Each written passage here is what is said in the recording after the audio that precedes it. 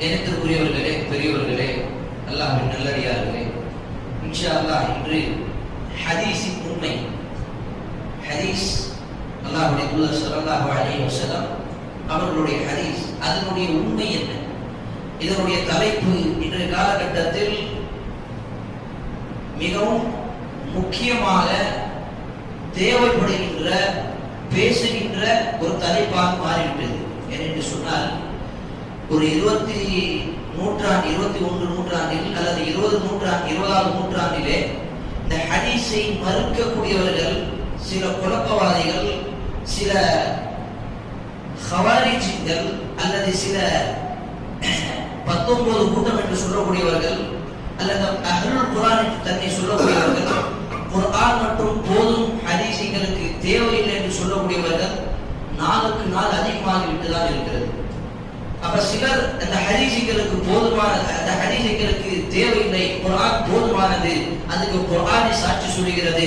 வதஃப்ஸீலன் லிகுல்லி shy, சூரத்துல் யூசுப் 12வது அத்தியாயம் கடைசி வசனம் 111வது வசனம் அல்லாஹ் சொல்லுகிறான் இந்த குர்ஆனை பற்றி, வதஃப்ஸீலன் லிகுல்லி ஷை, இந்த குர்ஆன் ஒவ்வொன்றுக்கும் விளக்கத்தை சொல்லுகின்றது, வஹுதன் நேர்வழி காட்டுகிறது, வரஹ்மத்தன் அருளாகவும் இருக்கிறது, முஇதத்துன் இன்னும் பல இடங்களில் அல்லாஹ் சுப்ஹானஹு வ தஆலா இந்த குர்ஆனுக்கு பல பெயர்கள், முஇதா ஒரு அறிவுரை, ذிக்ர் ஒரு நினைவு, இதெல்லாம் அல்லாஹ் சுப்ஹானஹு வ தஆலா இந்த குர்ஆனை பற்றி பல பெயர்களை சொல்லியிருக்கிறார்.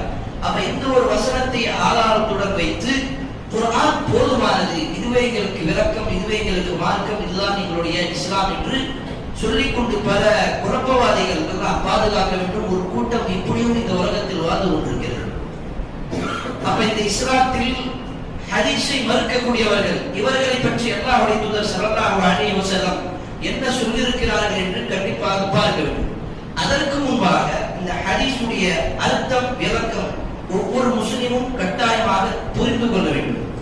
என்று சொன்னால், நம்முடைய தாய்மொழி தமிழிலும் சரி, வேறு மொழிகளிலும் சரி, ஒரு மொழி ஒரு வார்த்தைக்கு பல அர்த்தங்கள் இருக்கும், ஒரு வார்த்தைக்கு பல அர்த்தங்கள் இருக்கும். அப்ப அதே போன்றுதான் அரபி மொழியிலும் சரி. ஆனால் அரபி மொழிக்கு அதிலிருந்து இருக்கக்கூடிய சிறப்பு என்னவென்றால், அந்த ஒரு வார்த்தைக்கு பல அர்த்தங்கள், எவ்வளவு அர்த்தங்கள் இருக்கும், கிட்டத்தட்ட 400-500 அர்த்தங்கள் இருக்கும். ஒரு வார்த்தையிலிருந்து 100க்கும் மேற்பட்ட அர்த்தங்கள் அந்த ஒரு வார்த்தையில் உள்ளடங்கும். அதனால்தான் அல்லாஹ் சுப்ஹானஹு வ தஆலா இந்த குர்ஆனை அரபி மொழி தேர்ந்தெடுத்திருக்கிறார். சூரத்துல் ரஅத், சூரத்துல் இப்ராஹிம், சூரத்துல் யூசுப்,